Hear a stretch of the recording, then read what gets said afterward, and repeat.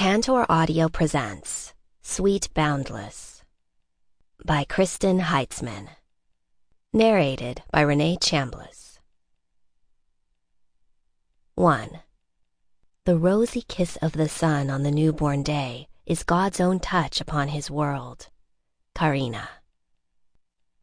It was May's idea. With Berkeley Beck, the Carruthers, and all the roughs hung by the neck, why shouldn't the house be hers? Carina stared at the small clapboard house, caught between May's boarding house and Fletcher's stationery. It was plainer than it had appeared in the illustration. No chimney, no gingerbread trim, no shrubs, and only one window. Hardly the dream house she had thought she'd purchased. Never mind that the deed was a forgery and the sale a fraud. Carina figured her claim was as good as any, however. And in a city where claim jumping was a sport, no one had jumped that claim, not since its last inhabitants had been choked to death at the end of a rope. Carina cringed, the sight imprinted on her memory. All those men, hanging like hams from the rafters of the livery. Oh, signore. She crossed herself, then brought a hand to her throat. How close she'd come to joining them. Thoughts of that night 2 months ago still raised the flesh on her spine. But now, the sun was shining sharply through the dust-clouded air, and the noise of commerce was all around her. No torches, no shadows, no vicious hollers to, "Get Beck's woman." If anyone still thought her that, they didn't say it to her face. Tempers were short in Crystal, but so were the memories of heinous deeds, especially their own. No one spoke of that night. Just days after the bodies had been cut down and buried, the men were about their business as though none of it had happened. If only she could put it away so completely. Carina wrapped herself in her arms. She was not yet thick-skinned enough for that, but she was trying. Crystal demanded it. Only the hardy survived a place like Crystal, Colorado, and even then it took a bit of luck. Had she not been dubbed Lady Luck? Dubbed by Joe Turner and the host of miners who believed it was by her hand he'd found wealth and glory. Maybe taking a shovel to one piece of ground instead of another was nothing more than luck, but most of life didn't work that way. Every choice had a result. Why else would she be standing on a rutted street before a shabby house and imagining? She tipped her head back and looked again at the house. With scarcely 4 feet between its side wall and May's kitchen and the long yard behind, she considered the possibilities. It could work. "Pardon me, ma'am." Carina turned and looked into a broad, pleasant face. Brown eyes, brown hair, square jaw, high forehead. A look of intelligence. "Yes?" "Could you tell me where to find Mr. Shephard, Mr. Quillan Shephard?" She stared at the man. Tell him where to find Quillan Shephard? She was the last one to ask. After all, Quillan was just her husband. "I have a letter here to meet him at May's boarding house." He held out the paper. Carina's heart jumped.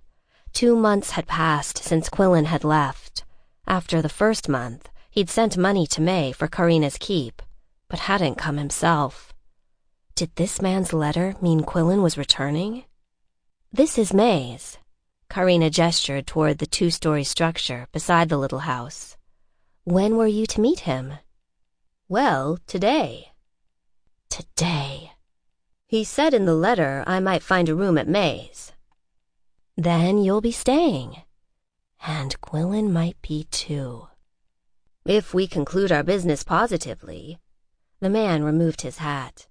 "I'm Alex Makepeace, mining engineer." He held out his hand. Carina took it. "And I'm Mrs. Shephard." His eyes widened. "Well now, it seems I'm on the right track. Is your husband home?" "No." Alex Makepeace filled his chest with mountain air, then choked. He would learn not to do that in Crystal's streets where the dust was thick. With a hand across his mouth, he cleared his throat. "Then I'll see about a room." There's no vacancy, except... Didn't this make her decision for her? As a matter of fact, there's one room being relinquished today. You're in luck, Mr. Makepeace. Please, call me Alex. I hope to be working closely with your husband. She half smiled. Then you don't know my husband. Alex Makepeace surveyed her. Has he fangs and claws? Carina laughed. No, but if he works closely with anyone, it's news to me. Ah. Now, we'd best see May together. The room being vacated is mine. Ma'am. She smiled. Don't worry, I'm moving into this fine house next door. Carina waved her arm. Who could ask for more? They shared a laugh. Then he sobered. Truly, Mrs. Shephard, I can't take your room. Well, you'd better. It'll be filled before the cot cools. She would never have said something like that 4 months ago, but that was when she'd learned it was literally true. In fact, she had stolen her room from Joe Turner, whose deposit was already down. Well, not she. Berkeley Beck had stolen it for her. Carina sighed. Too much had happened in 4 months' time. She led the way up the front stairs, still hardly weathered, having been so recently replaced after the flood removed the old ones. Mr. Makepeace jumped ahead and held the door. Carina walked in. May was at the desk, doing her books. Nearly a foot of blue dress fabric extended on each side of the chair back. May had lost no weight while she recovered from the bullet wounds she had received. But then, while May was laid up, Carina had fed her on pasta and bread and good Italian cheese, until the ingredients Quillan had brought her ran out. May looked up, but the rolls of flesh still connected her chin to her chest. Well, what is it? May, this is Alex Makepeace, Quillan's mining engineer. He started to protest that nothing was settled yet, but Carina interrupted. He needs a room, and I told him he could have mine. May widened her violet eyes. You're taking the house? Why not? I bought and paid for it, along with any number of people with deeds exactly like hers. But in Crystal, possession was 9/10 of the law, and everyone else believed it haunted. I'll be packed and out in an hour. It would take 10 minutes, thanks to her husband, who had rid her of all her belongings.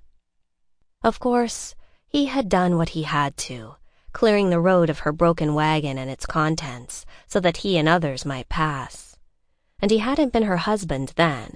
It had been their first encounter. Bene. The difficult part would be making the house livable. She cringed at the thought of Walter Carruthers and his foul brothers who had lived there. If anyone could haunt a house, they could. And she had seen enough of them in life, grazie. She didn't need ghosts to remind her. Still, the house was hers.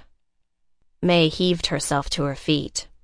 I'll need your name in the book there, a deposit, and the first week's rent.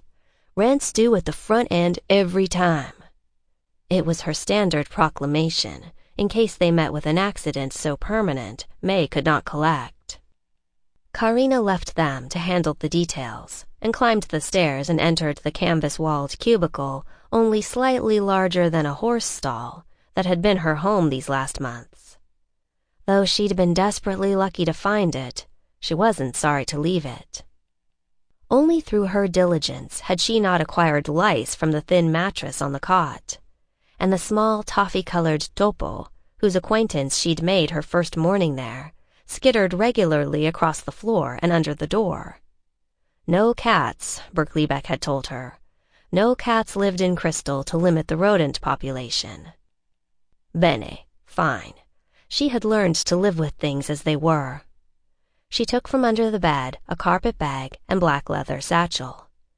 The satchel was heavy with Nona's silver, the books she'd rescued from the mountain, and the letters and photographs she'd brought up with her. Mementos of a life so different from now. It also contained the sea-green gown she'd worn for her wedding. Carina thought of the gown. Like the ceremony for which she had worn it, it was not what it had once been. Though she'd carefully brushed the silk and repaired the remaining lace, most of it had been torn off and thrown away. Still, it was maybe not past saving, and her other clothes were few enough, the trunk load she'd brought having landed in the creek far beneath the cliff, along with her wagon. She gathered up her spare skirt and blouse, undergarments, and nightgown, and put them into the carpet bag. A hairbrush and mirror, tooth powder and brush, and the remains of a bar of soap, given her by a hawker the day she came to Crystal, were the extent of her possessions. It was little enough to make a home with. From under the thin straw pillow, she took a red leather book and caressed the name within. Rose Annalise de Mornay, Quillan's mother. The words inside were precious, bringing to life a woman Carina might have known if life were not so cruel. But God knew best.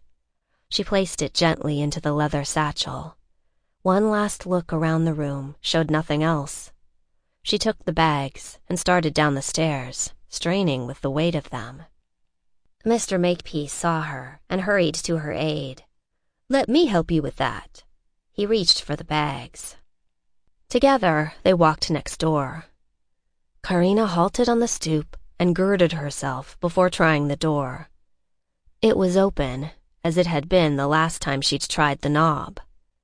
The floor was still littered with blankets and garbage, and 2 months of vacancy had not removed the smell. Ghosts did not smell, but the house did. She looked at the brown stains on the walls and floor, and recalled the scarred Carruthers spitting tobacco at her feet. Bene, she could rid this place of them. "Just leave the bags there on the stoop," she stated. Carina turned and saw Alex Makepeace's expression. It was almost comical, so like her own first look must have been. "Mrs. Shephard, you can't—" "If you would be so kind as to help me remove these blankets." He looked over the floor. "Where would you like them?" "Out back, far enough so that the flames won't reach the house." Again they laughed. He stooped and filled his arms with the rotten-smelling wool. Carina did the same. When everything from the floor was heaped in a bare spot in the center of the yard, Carina doused it with kerosene from May's kitchen and lit the pile. She stepped back beside Mr. Makepeace, who stood with a bucket of water to douse anything that strayed too far. The blankets kindled and blazed. Then Carina watched the flames die. Alex Makepeace extinguished the ashes with the water and his boot. "Thank you." She turned again toward May's. "The rest I can handle myself." "Then I suppose I'll gather my baggage from the livery. You're absolutely certain about the room?" "Absolutely.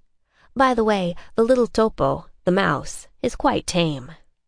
Alex Makepeace smiled, then stopped walking. "Mrs. Shephard, this has been a most pleasant welcome. Thank you." "You're welcome. Watch your pockets." "What do you mean?" "Although Crystal has recently purged itself of violent men, there are still quite a number with sticky fingers." He raised his brows. "Then I thank you for the warning." He paused a moment. "Do you know when your husband might—" She shook her head. "I have no idea." Nor did she want to think about it. 2 months apart, after only one night together, and then the horrible things that followed her near escape. No, she couldn't think about it. Quillan would come when he came. She was obviously not important enough to notify. Alex Makepeace headed off toward the livery, and Carina went into May's kitchen. She filled a bucket with green lye soap and boiling water, then carried it and an armful of cloths back to the little house. It was a single room with a black cook stove on one wall that vented out the roof. The floor was wood planks, better than her friend Emmy's cabin floor, which was pressed dirt. Carina set down the bucket just inside the open door and surveyed the room. Without the detritus, it was only filth with which she must contend. Bene. The sooner begun, the sooner done. She dipped the first cloth and started on a stain halfway up the wall. Quillan reined in his blacks, Jack and Jock, and his wheelers, 2 heavily muscled Clydesdales. The team had pulled his freight wagon, loaded to its limit, to the livery on Central Street. He stopped outside the 2 huge doors he'd helped Alan Tavish hang on his rebuilt livery after the flood had washed away the first. Tasting the dust of the road, he jumped down from the box, lifted his hat, and shook back the hair that hung to his shoulders. There was a definite chill in the air, but then, at this altitude, September was chancy. Quillan surveyed the street, choked as always with miners, and hawkers who made money off the miners, and freighters who made money off the hawkers, and thieves who made money off anyone who left his pockets unguarded. Crystal had become a boom town. Joe Turner's mine, Eldon Jeffrey's mine, and Samuel Ferber's mine were all producing silver almost to the tune of the Leadville giants. And soon, Kane Bradley's mine would do the same. Quillan dropped his chin. Yes, it was Kane's mine, though the title had transferred to Kane's son, D.C., and to him as equal partners. He didn't think of it as his, though Quillan supposed he ought to start, since he was hiring on the engineer the Eastern investors had sent out. Meeting with him today, in fact. He expelled a slow breath. He hadn't looked forward to this, still didn't, and he had dreaded returning to Crystal. 2 months on the road wasn't long enough to again face the streets where vigilantes had avenged Kane Bradley's death. At least, that had been the final excuse. The town had risen against the roughs who'd terrorized it for so long. Since then, he'd heard that Ben Masterson had been elected mayor, and the trustees were purged of Berkeley Beck's dogs. All positive, but it didn't change the fact that Kane was dead. Quillan was 28, and in all those years, Kane was the only man he'd have liked to call father. He turned and whistled to the dog still sitting on the wagon box. The brown and white mottled mutt stepped to the side and leaped down to accompany Quillan as he started for the open livery entrance.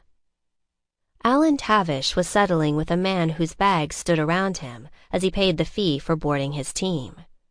This was one newcomer who hadn't come in on Stevens and McLaughlin's stage. Alan turned. "Ah, Quillan," and to the other, "'Tis your man now." The newcomer looked up. "Quillan Shephard?" Quillan advanced into the shade of the entrance. "Just Quillan. Are you Alexander Makepeace?" "Alex, yes." They shook hands. "Well, this is fortuitous. I was just coming for my baggage. I've taken a room at May's. That is, your wife gave a purse for me." Quillan released the man's hand. Had he heard right?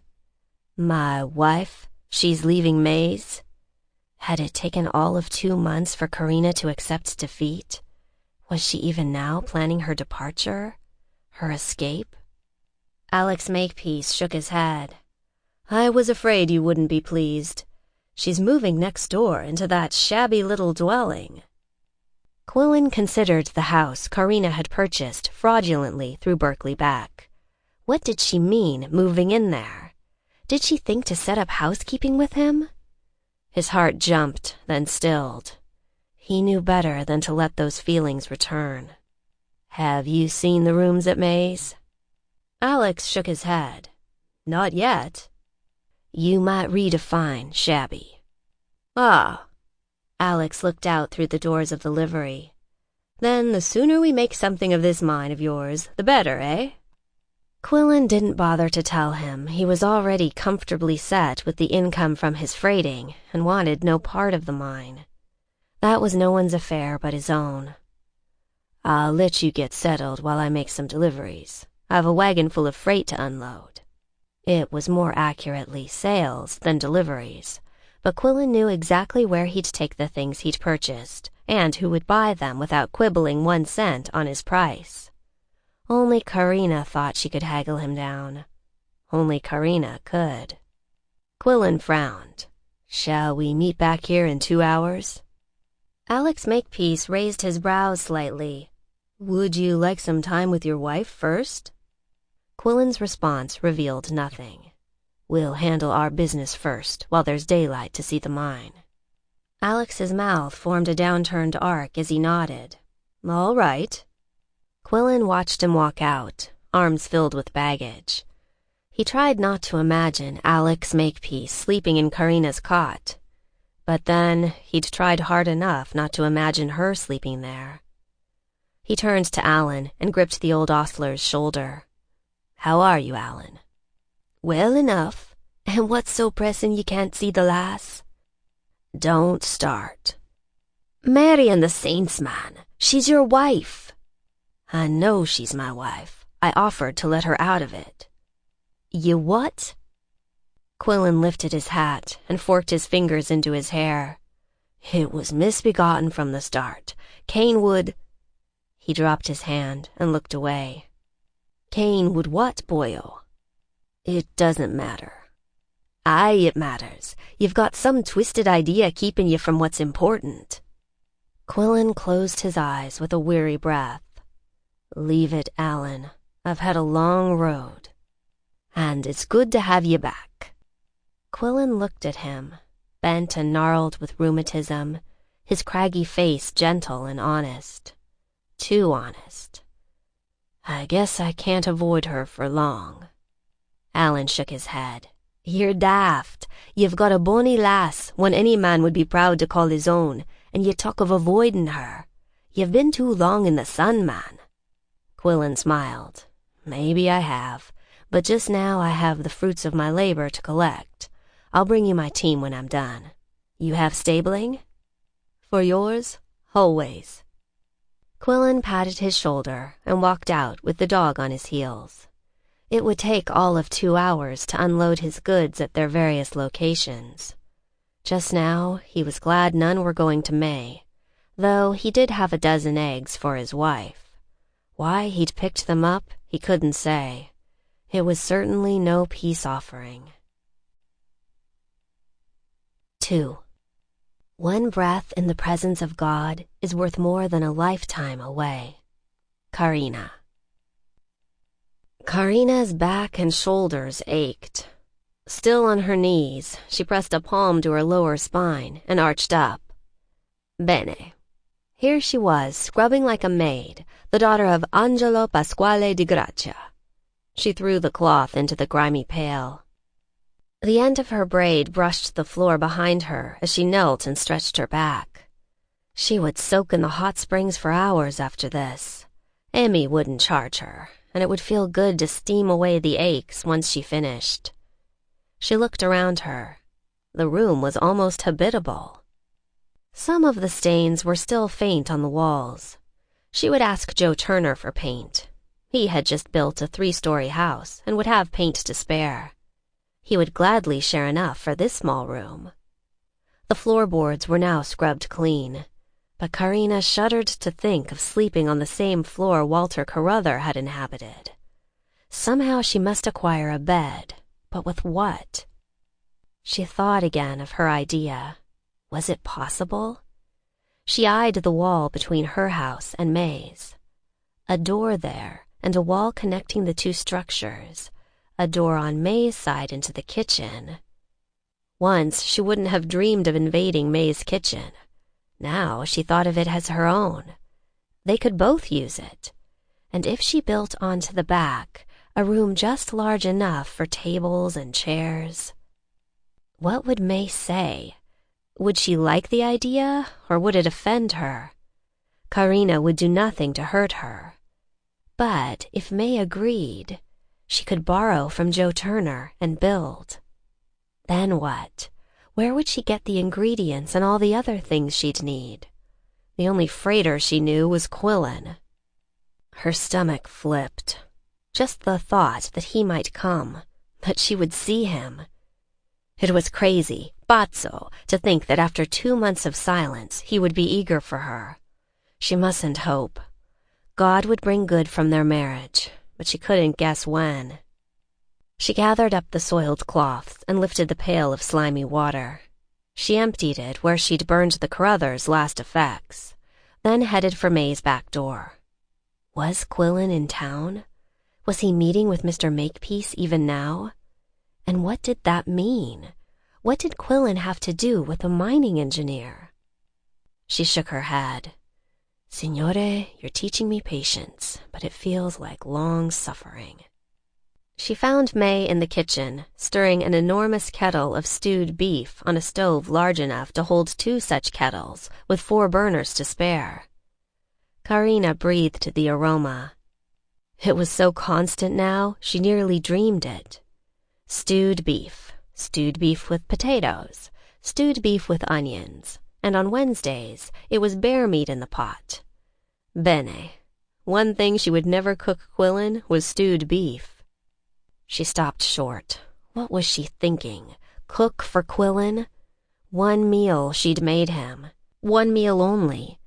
And he'd enjoyed it. She knew he had. But it hadn't happened again. Why should she think, because he was here to meet a mining engineer, that anything would be different for them? Well? May looked up. I no longer smell Walter Carruthers. May laughed her deep, throaty laugh. I guess that's something. It's a lot of something. Carina dropped the cloths in the wash barrel. She would do all the laundry for May tomorrow. It's not a bad little place, really. May jabbed in the fork and tested the tenderness of the meat. No, but I don't relish sleeping on the same floor the Carruthers did. May turned. Land sakes, Carina, you're not thinking of sleeping on the floor. What else? Carina spread her hands. May's plump fist landed on her hip. You just go on down to Fisher's and tell them you need a bed. And pay with what? My good looks? Well, if anyone could. But here. She sank the ladle into the stew pot and went to the corner. From the shelf she took a canister, and from the canister a handful of currency. Carina raised her brows. May, you shouldn't keep money like that in your kitchen. What if someone knew? May shuffled back with her rolling gait. If someone wants to steal from me, there's nothing I can do about it. Besides, as long as there's men needing beds and beef in their bellies, there'll be more where this came from. She held up the bills. Here, go get what you need. Carina looked at the money being offered her. So many times May had shown her kindness. She held out her palm and received the cash, remembering how Berkeley Beck had told her May would throw her out if he didn't pay her rent. Lies. And she'd been so inocente. I want to ask you something. What? May reached into the second pot and gave the stew a stir. Would it hurt your business if I made a restaurant next door? In that little place? Carina added a chunk of wood to May's fire. I have an idea, but I don't want to take business from you. Again, May's fist found her hip. Let's hear it. I thought we could connect my house to yours, with doors into the kitchen and a long hall to the back of my room, with space there for tables and chairs and perhaps a fireplace to keep it warm. You'd need that for sure with winter coming on. May looked at the wall. A door there? And you'd use my kitchen? Carina flushed. It's a lot to ask. May looked from the wall back to her. Why? Why? Carina looked at May with confusion. Why do you want to do this? Carina met May's eyes and sank into their violet depths. What else am I to do? Find another Berkeley Beck and sort his files? May sagged. Certainly not that, and trust me, any bellies you take off my hands you're welcome to. She replaced the lid on the pot and sat down at the table. But what about Quillan? Carina waved her hand, fingers splayed. Do you see him around to object? She raised the handful of bills. Look at this. I am begging for a bed. That's not fair, Carina. If he knew you'd left this house, he'd see you had whatever you needed. Oh, sì, un grosso uomo. The big man. Sample complete. Ready to continue?